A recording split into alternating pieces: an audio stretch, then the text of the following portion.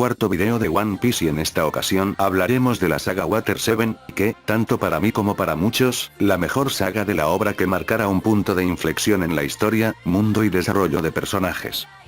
Pero antes de llegar al arco del mismo nombre, primero tenemos que empezar con el arco que empieza esta saga, que es ni más ni menos el arco Long Ring Long Land o también conocido como el arco de Foxy, es uno de los arcos más puteados y criticados de la obra. Por un lado, te parecerá entretenido, al fin de cuentas es un arco muy corto donde reluce gran parte del estilo de humor de Oda, debido que las peleas son bien absurdas como la pelea de Luffy contra Foxy. Momentos chistosos donde aparece el primo de Chopper XD, el juego de Foxy tiene sus reglas establecidas y cada juego es divertido a su manera, como ver a Sanji y Zoro trabajando en equipo, cosa rara ya que ambos se pelean como si fueran novios XD. Hasta el mismo villano como su grupo son un cague de risa al punto de llegar al nivel de patéticos que cualquier villano cómico de Precure o el equipo Rocket. En parte se puede medio justificar que es un arco cómico para tranquilizar las cosas tras lo ocurrido en Skypiea y solo se hizo con la intención de ser entretenido, pero pese a todo, esto no justifica que es un arco de relleno que no tiene ningún impacto en la historia principal del manga, no es tan diferente a los rellenos del anime si les soy honesto. El principal problema del arco pese a ser relleno es la maldita isla, bonita flora y fauna donde vemos animales extraños, típico del universo de One Piece, pero no tiene mucho por explorar más allá de ver venaos de diferentes formas y tamaños. Es más, hasta la historia de Tonjit y toda su historia de los nómadas quedó en segundo plano la mayor parte del tiempo. Una lástima porque su historia es interesante a mi parecer y tenía mucho por explorar, más bien, tener algo de conexión con el villano del arco. Y hablando del mismo Foxy, el personaje en sí tiene un diseño cómico y hasta ahí nada más, pero sigue siendo otro villano cómico de la obra que hace ver al mismo Wapol como una gran amenaza, y eso que también era un villano cómico. Foxy es un puto debilucho y su fuerza depende bastante de su fruta del diablo, habilidad que me hace bien pendeja, pero eso es común de Oda en darle poderes absurdos a tal personaje, pero la diferencia es que algunos personajes brillan por su carisma y el buen uso que se le da a la fruta. Cosa que con Foxy no presenta nada de carisma, e incluso como villano cómico no es divertido y hasta es muy olvidable, digo, en arcos siguientes jamás se vuelve a mencionar como si el personaje nunca hubiera existido y aunque sea un relleno canónico, como dije antes, no es tan diferente a los rellenos del anime que obviamente no aportan una mierda. Incluso este pendejo y su pandilla regresa en un arco de relleno, pero al fin de cuentas terminan siendo papeados por los Mugiwara, siendo la última vez que vemos a estos pendejos, lo cual no se pierden de mucho. Este arco hubiera sido de los peores si no fuera por dos cosas que lo salvan de ser una cagada. Lo primero es la escena donde Zoro le dice a Chopper que deje de llorar por ser eliminado de la primera ronda del Davy Back Figures. Lo cual no es gran cosa, pero mínimo se aclara que una vez que salen al mar como piratas tienen que estar preparados para una derrota, sin quejas ni nada de eso, porque los piratas de la gran línea o los marinos les vale verga sus llantos y solo terminas en ridículo. Un diálogo bastante interesante del personaje. Mientras que lo segundo y más importante, es la aparición de Aokiji al final del arco. Que con su sola y corta presencia nos demuestra lo poderosos que son los almirantes de la marina, siendo un peligro mayor para los Mugiwara al punto de ser derrotados por primera vez. Digo, apenas están en la gran línea y no están preparados para esa clase de amenazas aún peores que en sagas anteriores, siendo el punto de no retorno y eso que apenas no llegamos a Sabaody donde la cosa se pone peor. Otra cosa que destacar de Aokiji, su aparición también sirve para dar aires de misterio sobre Nico Robin, la clase de persona que fue en el pasado y cómo llegó a tener esa recompensa. Todas estas preguntas lo veremos en Water 7. Por mucho que he puteado el arco de Foxy, en su defensa aparte de estar divertido hasta cierto punto, es la última vez donde el tono de One Piece pasa de ser alegre, cómico y una aventura divertida, a volverse muy serio y oscuro, pero claro, sin dejar de lado el humor característico de Oda. Después llegamos al arco de Water 7, Enies Lobby y Post-Enies Lobby, que juntando los tres en uno solo formaría el mejor arco de One Piece y su segunda cúspide de calidad. Que con su extensa duración pasan muchas cosas interesantes que serán el punto de inflexión de la historia. El arco empieza donde los Mugiwara van navegando en busca de la siguiente isla ahora que se recuperaron tras ser vencidos por Aokiji, de repente se topan con una rana nadando en Scroll queriendo detener un tren que corre en el mar como si fuera Mr. Increíble o Spider-Man en la segunda película XD. Después se topan una anciana borracha que en latino tiene voz de la madre de Malcolm XD, para que finalmente lleguen a Water 7. El mundo de One Piece es enorme, cada isla es bien explorada y Water 7 no es la excepción. Al igual que en Skypiea y Arabasta, el arco de Water 7 es extenso y por su duración toma el tiempo suficiente de explorar varios aspectos, entre ellos la cultura de la isla, que viéndolo en detalle es más que claro que está inspirado en Venecia. Water 7 es una isla gigantesca, lleno de cultura, vida silvestre como los caballos del mar que serían como el transporte de la isla, lo cual me parece un detalle que enriquece el mundo, pero sobre todo como implementa y hace uso del suministro de agua creando vías fluviales de agua como si fuera la misma carretera. Además de tener un sistema de ascensores que demuestra que a nivel tecnológico, Water 7 es impresionante. Pero como esta isla tiene una excelente arquitectura en las casas y edificios, nada es perfecto porque la isla también sufre de una inundación llamado Aqualaguna que arrasa partes bajas de la isla o peor de los casos, inundarlas por completo. Lo cual no es tan alejado de la realidad al saber de la ciudad que fue inspirado también pasa por este desastre natural en tiempos de primavera y otoño. Pero con desastres naturales, la gran arquitectura inspirada en Italia, pero con toques tecnológicos hace que la isla se sienta viva. Tal como pasó con Arabasta y lo mismo se aplica en otras islas que van explorando los Mugiwara. A lo que nos interesa, los Mugiwara se separan en grupos separados, lo común cuando viajan en cada isla. Luffy, Nami y Usopp van en busca de un carpintero o alguien que revise la condición del Going Merry, no sin antes ir al banco yendo a cambiar todo el oro obtenido de Skypiea en dinero necesario para la reparación del barco. Chopper y Robin no más exploran la isla, Sanji fue a hacer las compras, mientras que Zoro pues se queda cuidando el barco mientras se echa una siesta. Al menos no lo mandaron a pasear o si no estaría más perdido que un laberinto XD.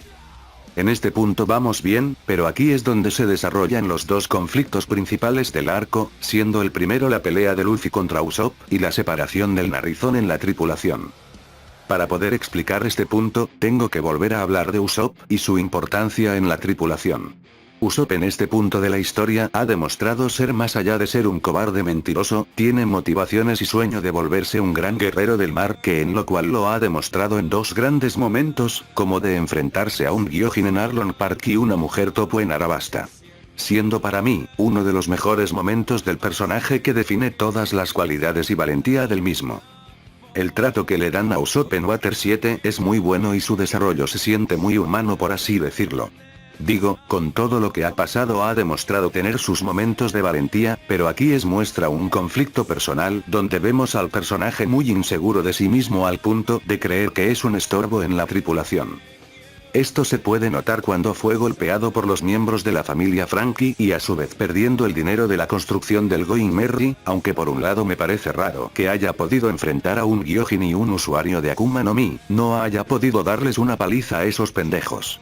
Es un momento muy latán del personaje, algo que lastimosamente, le puede pasar a cualquiera. Pero dejando esta observación de lado, por más destrozado que fue el detonante donde el Narizón emocionalmente se siente derrotado, inseguro y culpable de sí mismo en no proteger el dinero del barco. Haciendo que sus sueños se sientan devastados. Me gusta la escena donde Nami se preocupa por Usopp, diciendo que el dinero no es lo importante. Nami será tacaña y solo se preocupa por unos míseros billetes, pero esta escena demuestra que ama a los Mugiwara incluso en los peores momentos, demostrando que la amistad es más importante que una bolsa repleta de dinero. La pelea contra Luffy se siente más como una discusión y a diferencia del ambiente alegre que vimos en el arco de Foxy, aquí se siente tenso y hasta muy realista esta discusión, e incluso los diálogos de ambos son hirientes para los dos al punto de que su larga amistad termine quebrándose y peor aún, que los demás miembros de la tripulación se preocupen por ello. O sea, Luffy prefiere conseguir otro barco porque el Going Merry no da para más, lo cual es una decisión firme como capitán de la tripulación y es algo que sus compañeros están de acuerdo, menos Usopp que se niega a conseguir otro barco porque el Going Merry es un regalo de Kaya y un símbolo de valor para el personaje. Es un caso similar con Carl Enoch donde el anciano ve su casa como los recuerdos de su esposa y perder ese hogar es como perderla para siempre, algo más o menos similar pasa con Usopp en aferrarse al barco. Más adelante profundizaré en detalle sobre el Going Merry y su despedida. Pero volviendo al grano, la pelea es de orgullo y perspectiva, pero también doloroso para ambos. Usopp usa todo su ingenio y trucos baratos para resistir contra Luffy sabiendo que no podrá ganarle. No solo queda derrotado por él, sino separándose de los Mugiwara. Y aunque Luffy haya ganado la pelea, su victoria es amarga y muy dolorosa, quedando destrozado emocionalmente tras perder no solo un miembro de su tripulación, sino perder a su mejor amigo. Incluso me gusta la parte donde Zoro se mantiene firme con la decisión de Luffy incluso si se preocupa por él, que, pese a las circunstancias, sigue siendo su capitán y un líder tiene que ser firme con sus decisiones. Si duda, la tripulación se desmorona, pierde su identidad y también, el respeto de su capitán. Es un diálogo muy interesante del personaje, que para ser el capitán hay que ser firme, no dudar y tomar decisiones difíciles, incluso si tiene que hacer sacrificios. Toda la escena es intensa y hasta trágica. Chopper tiene que curar las heridas de Usopp, incluso si ya dejó la tripulación, mientras que Nami quiere que todo vuelva a normalidad porque Usopp lo considera, aparte de ser un miembro de la tripulación, una parte de su familia. Demostrando que desde East Blue hasta Water 7, su importancia en la tripulación, que si bien no será el más fuerte, siempre los ha acompañado y hasta apoyado en los peores momentos. Usopp en este arco tiene de los mejores desarrollos que he visto de la obra, si bien aún mantiene su lado mierda, va fortaleciendo su seguridad personal, valor, motivación personal, cómo se redime de sus acciones y se redescubre a sí mismo su lugar en la tripulación. Incluso en Enies Lobby vemos dos momentos épicos del personaje, uno donde quema la bandera del gobierno y otro que es mi favorito, donde le da ánimos a Luffy y por su acto de valentía se enfrenta a Rob Luffy para protegerlo, que pese a estar separados, en el fondo siguen siendo amigos aún con sus diferencias. El otro conflicto tiene relación con el gobierno mundial y el impacto que tuvieron Franky como Nico Robin. Cada saga de One Piece se exploran muchas cosas, en East Blue solo te presenta a los Mugiwara principales, en Arabasta muestran el primer choque contra el sistema, en este caso los Baroque Works y la presentación de uno de los Shichibukais aparte de Mihawk. Mientras Skypiea que, si bien su impacto en la historia no es trascendente hasta en arcos futuros, muestra mitología y exploración, que esto último es lo esencial de la obra. Water 7 por el contrario habla del gobierno mundial y si bien desde antes, sobre todo en East Blue que ya daba señales de corrupción en la marina como Morgan que abusaba su poder como capitán de la marina, siendo un tirano en toda la regla. Lo mismo aplico con el capitán Nezumi que es la representación exacta de corrupción tras colaborar con Arlong, encubriendo sus actos y dejando que la aldea Kokoyashi en la tiranía de Arlong a cambio de sobornos. Esto solo es la semilla que vemos en Water 7 que es donde muestra la realidad del gobierno mundial, mostrando al gobierno como un opresor institucional, manipulador de la historia y entre muchos actos por más cuestionables que sean, lo han hecho con fin de justificar los medios y lo que según el gobierno es correcto lo que le conviene. Esto no es tan alejado de la realidad, porque en la Tierra desde el fin de los tiempos hemos pasado por algo similar como la dictadura, corrupción, la censura tras saber la verdadera historia y como en ese tiempo los intelectuales, periodistas o activistas fueron silenciados por el gobierno por saber la verdadera historia, ya sea matándolos o acusándolos de terroristas por difundir información confidencial. Ejemplos de esto tiene relación con la Alemania durante la Segunda Guerra Mundial, la China de Mao, la Gestapo, la PRISM de NSA, e incluso la actualidad lo puedo comparar con el gobierno venezolano, que abarcan muchas cosas como la censura, el sistema judicial ha sido cooptado por el poder político, en este caso el chavismo. Hay más ejemplos, pero con esto se entiende mi punto. Oda se nota bastante que investigo bastante en eventos políticos e históricos, para enriquecer el mundo de One Piece, donde en este punto de la historia la obra es más allá de ser una aventura de piratas, a volverse una historia compleja que toca temas políticos como la censura, libertad, represión, conocimiento y control ideológico. Siendo el mayor antagonista de la obra, donde vemos un contraste de grises donde la pelea es autoritaria contra la libertad. Quiero citar este momento que dijo Oda al lector que el mundo de One Piece no hay buenos ni malos, sin importar si son piratas o el mismo gobierno, ambos bandos tienen sus grises, como ve las cosas y este conflicto ideológico sobre libertad, justicia, lealtad y lo que es correcto. Por eso hay un dilema del fin justifica los medios, sin importar si sus métodos sean inmoral, cuestionable o lo que sea, lo cual es aplicado con el CP9 y su visión de la justicia, asesinando a cualquiera que se cruce en su camino porque es su misión. Franky y Nico Robin han sido víctimas del gobierno mundial, sobre todo en su infancia que les arrebataron a seres queridos por un único fin de restaurar la historia a pesar de sus actos inmorales y hasta cuestionables. Franky es el líder de, valga la redundancia, la familia Franky. Que al inicio te lo presentan como un enemigo para los Mugiwara tras robarle el dinero para la reparación del Going Merry, siendo un cretino y bastante arrogante. Si bien su personalidad consiste en hacer poses y gritar súper a cada rato, sumándole también la actuación de voz por parte del seiyuu y su actor de voz en latino que lo hace muy carismático y divertido.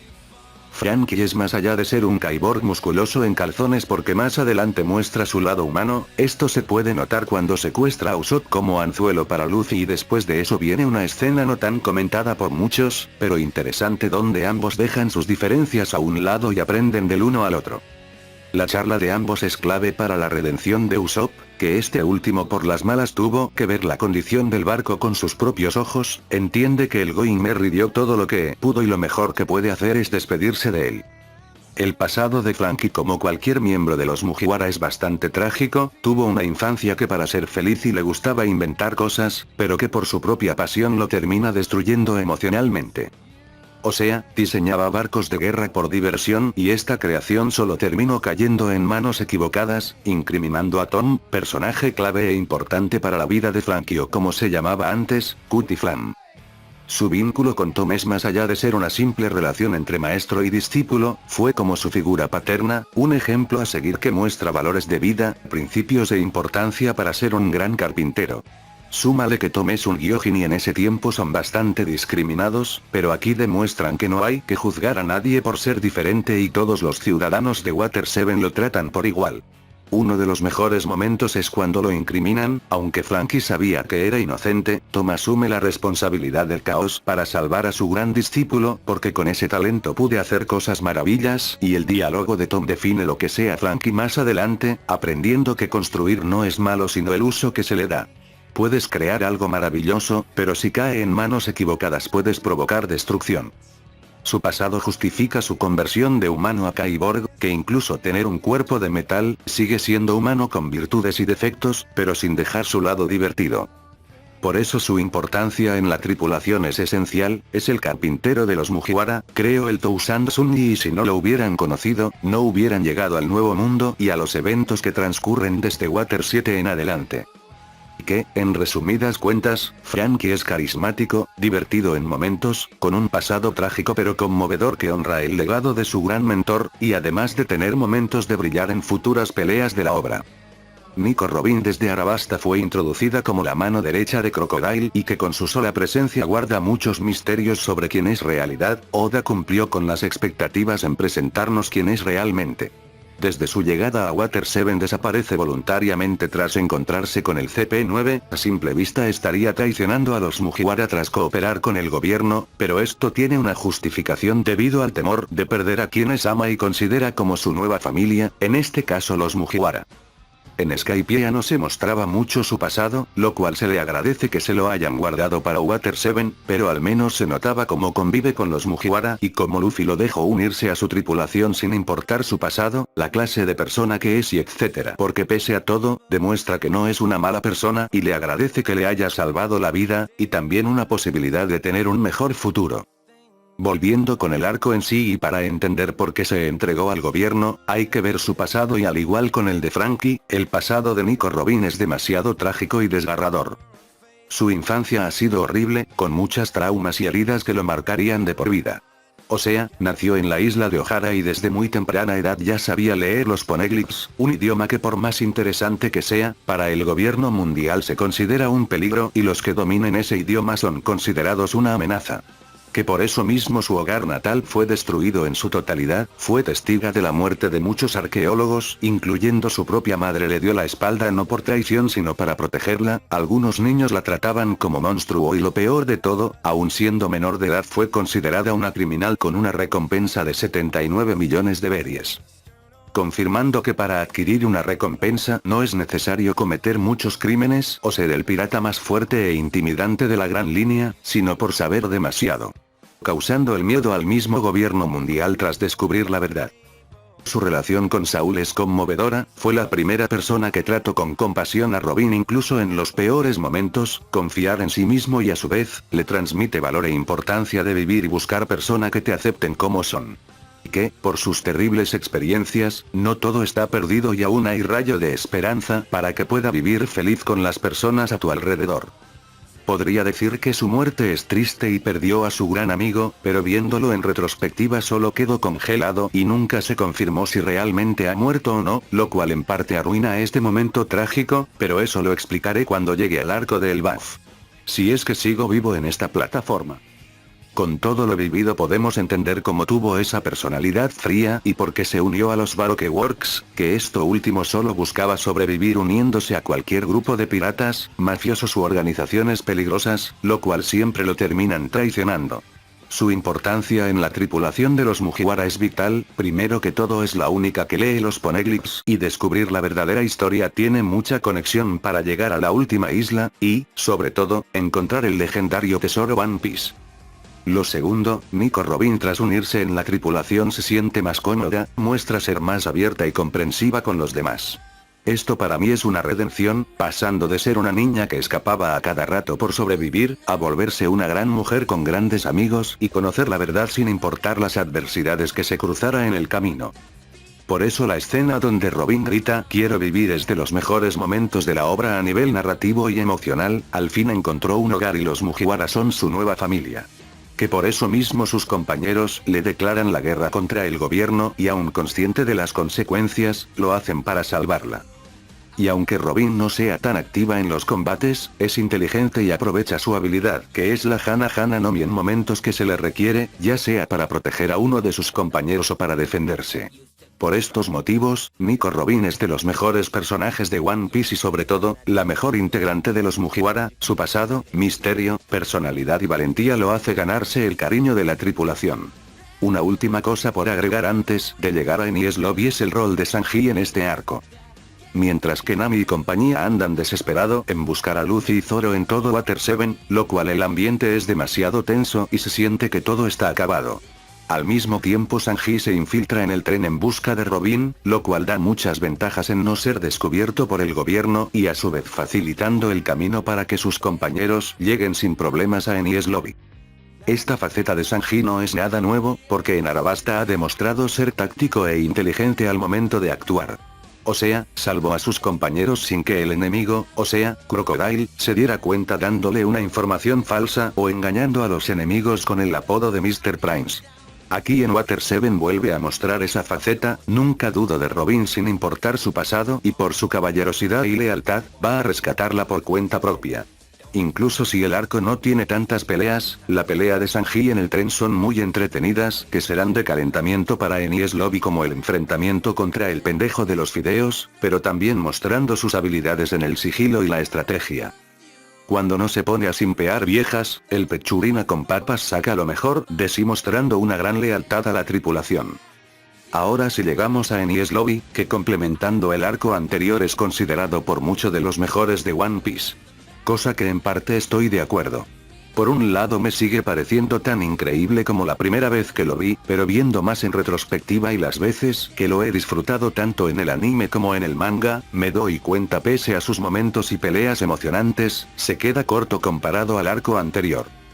Lo principal sería Spandam, el líder de los CP9. Las únicas virtudes que diré de este bufón, que no son muchas, es que representa la hipocresía y la corrupción del gobierno mundial.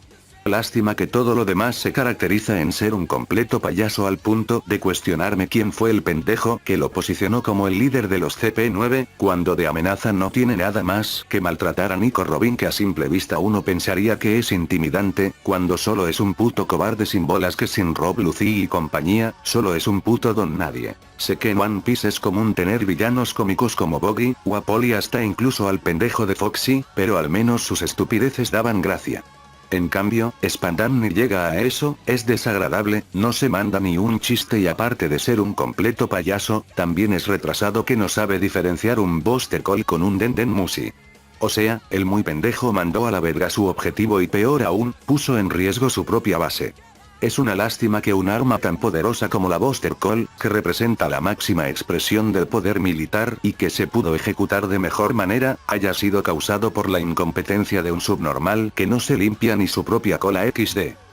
Y hablando de la Buster Call, Enohara fue un arma letal que destruyó una isla entera y dejó traumada a Robin tras ese acontecimiento.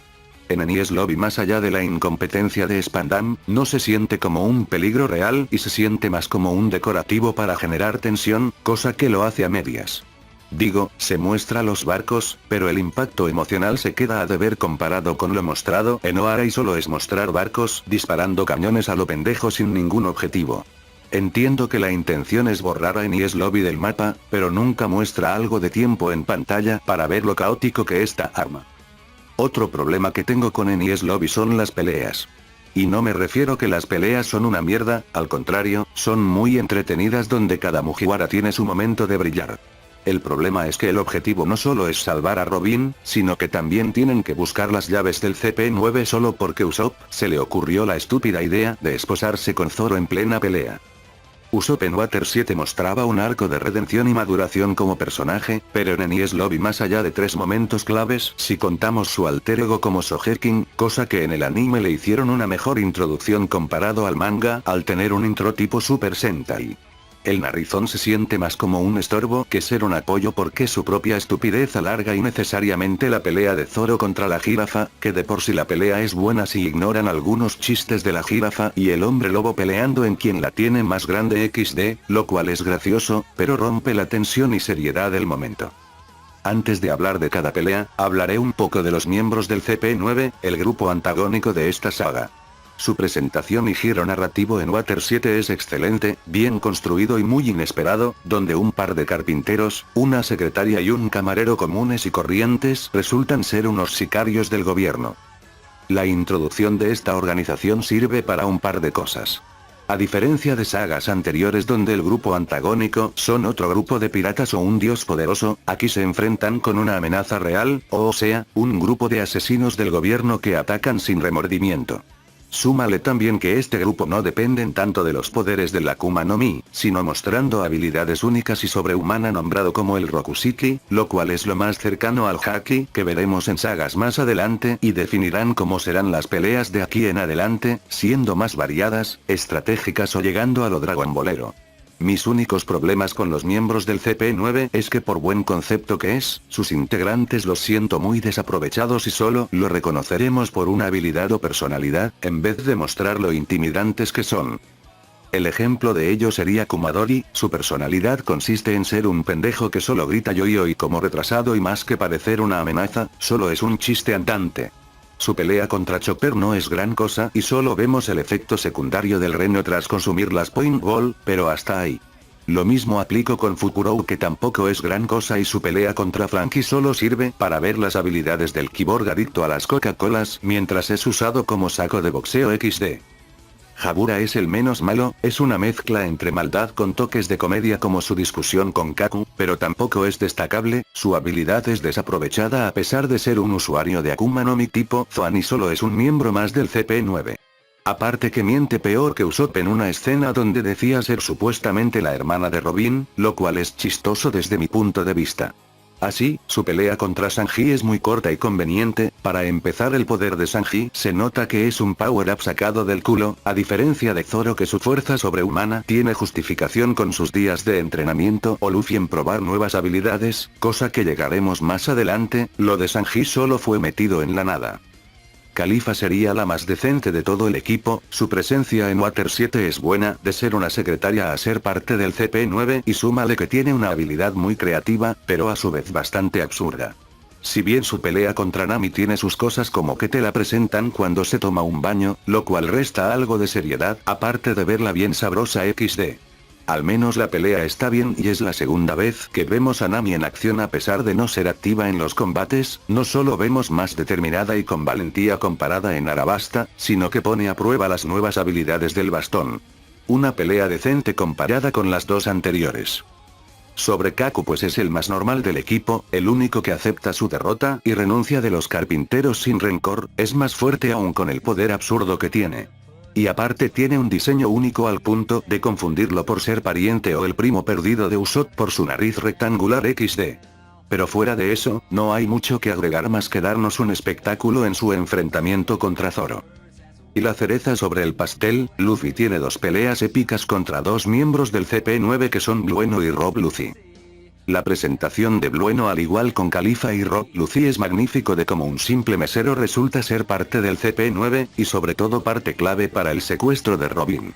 Tiene un poder muy creativo que permite abrir puertas en donde sea, lo cual demuestra ser imponente y estratégico para misiones de espionaje, ataque sorpresa, escape o hasta apoyo.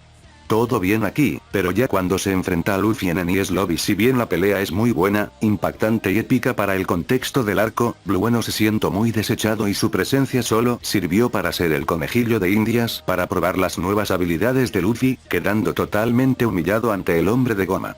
Y hablando del Gear Second, si bien a simple vista parece un power-up sacado de las nalgas porque Oda te lo presenta como si nada y se siente más como una conveniencia que algo impactante. Pero a diferencia de Diable Jambe, el Gear Second no se siente tan descarado y metido a la nada por dos motivos. Lo principal es que desde el inicio del arco anterior, Luffy había dicho que estaba probando nuevas habilidades tras su primera derrota contra Aokiji, lo que nos da a entender que en algún punto estuvo entrenando y sacando al máximo el poder de la Gomu Gomu no Mi. Lo segundo, que pese a tener una habilidad tan poderosa, tiene sus consecuencias como que quedarse sin energía o hasta acortar su vida. Lo mismo se aplica con el Gear 3, que puede inflar sus huesos para hacer un superataque, pero el costo es volverse enano por un tiempo, siendo vulnerable contra cualquier amenaza. Esto se puede notar bastante con la pelea de Rob Lucy, que a diferencia de los demás integrantes del CP9 y del pendejo de Spandam, Lucy demuestra ser una completa amenaza.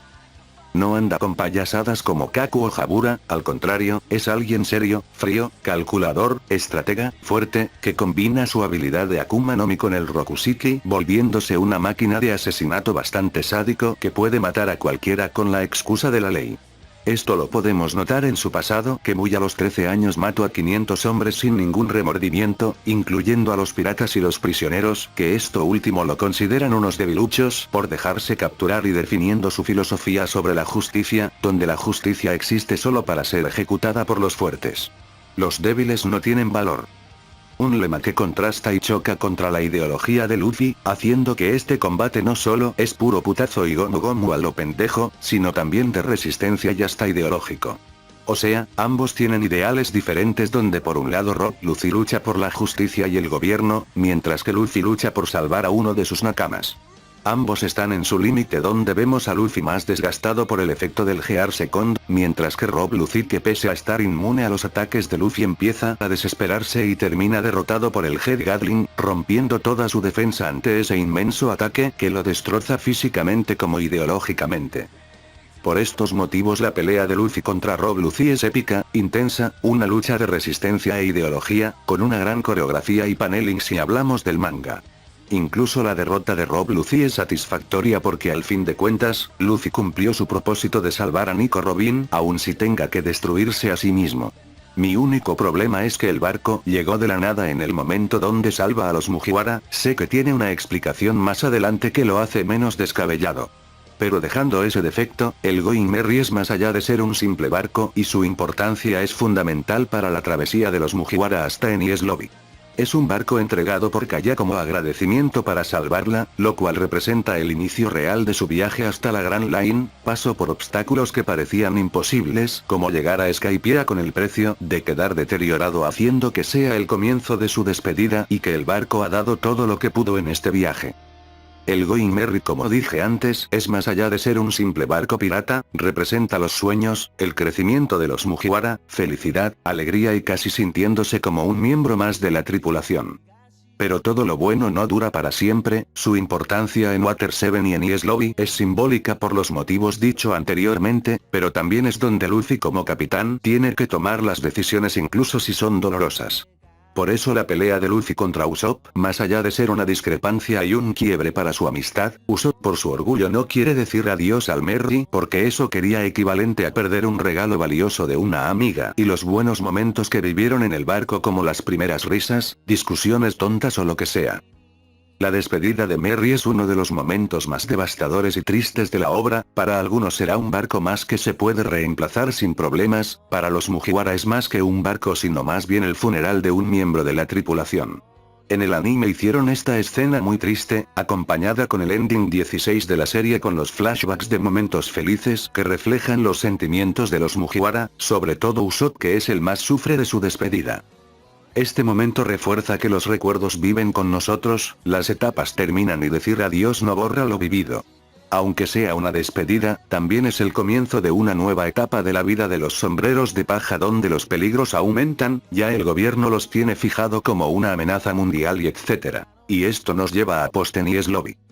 Es un arco corto para calmar las aguas tras el rescate de Robin y despedirse de Merry, donde los Mugiwara sanan sus heridas internas, donde ahora las risas y estupideces sí son permitidas comparado en arcos anteriores que en parte entorpecía con el tono serio, sobre todo en Enies Lobby. Por ejemplo, cuando Luffy y compañía hacen una fiesta como si estuvieran celebrando una parrillada de Año Nuevo XD. Esto es común al final de cada arco del manga, pero aquí se siente muy satisfactorio donde no solo los Mugiwara y compañía ríen, sino también sanan sus heridas y aun con las adversidades del camino, han estado juntos y eso es lo que importa. Esto se puede notar cuando Nico Robin sonríe demostrando que ahora ya tiene una familia y un motivo para vivir, o cuando Usopp se disculpa y regresa a ser parte de los sombreros de paja. Hay momentos chistosos como cuando Luffy se gastó toda la plata y Nami lo golpea por pendejo XD, o cuando Franky corre en pelotas en busca de sus calzones y lo más cagado es que Nico Robin le aprieta fuerte sus bolas como si fueran limones XD. Una escena chistosa para la unión de un miembro más de la tripulación. Pero no todo es risas y tranquilidad, este arco introduce algunas cosas que veremos en arcos siguientes como la isla Gyojin. Si bien todo lo relacionado ahí se explora a partir del timeskip, aquí por lo menos está dejando unas pequeñas semillas como que la vieja borracha de Kokoro es en realidad una sirena. También te presenta a la familia de Luffy que son ni más ni menos Monkey D. Garp y Monkey D. Dragon. Este último tenía presencia desde Loguetown, pero aquí si bien su aparición es corta, nos revela que es el padre de Luffy y también es líder de los revolucionarios. Por el momento no sabemos cuál es el objetivo de Dragon y el grupo de revolucionarios, pero por lo menos nos dejando unas pequeñas semillas para lo que veremos más adelante, dejando a Monkey D. Dragon como un personaje misterioso e interesante que guarda muchos secretos de su origen, motivaciones y etc. Por otro lado, también nos presenta a Monkey D. Garp, el abuelo de Luffy y también es el vicealmirante de la marina. Su presencia es corta pero necesaria para profundizar al Goku de Chicle, donde todas las cualidades de Luffy en parte son heredados de su abuelo ya que en una escena ambos se duermen, entendemos por qué Luffy desde el inicio es fuerte porque desde niño fue criado y entrenado por Garp de la forma más inhumana posible para volverlo un gran soldado de la marina. Algo que Luffy rechaza y contrasta su personalidad contra su abuelo, Garp es un anciano fuerte y firme en sus ideales, Luffy por el contrario es libre, fuerte y guiado en su propia moral. Si bien en el live action su introducción es mejor y no necesita leerte 400 capítulos para poder caracterizar al sombrero de paja, debido que es el principal perseguidor de su nieto. De igual manera, ambos formatos funcionan por igual, pero cumplen diferentes propósitos. No hay mucho que pueda decir de Garp porque algunos momentos me los reservaré en Marineford, pero con su corta presencia el abuelo de Luffy demuestra ser uno de los personajes más importantes de la obra y pieza fundamental para el escenario que veremos en el arco de Marineford. Así, también regresa Koby y el Meppo como los aprendices de Garp, desde su mini historia hasta aquí lo vemos que ha madurado bastante, por un lado, Koby ya no es el niño llorón que vimos en East Blue, sino un miembro más de la marina. Solo que ahora es más decidido, firme, valiente, fuerte, pero en el fondo tiene respeto mutuo con Luffy no como amigos, sino como rivales ya que es el camino que ambos escogieron desde el inicio. El Meppo es irrelevante, pero al igual con Koby, también ha madurado bastante desde su mini historia hasta aquí.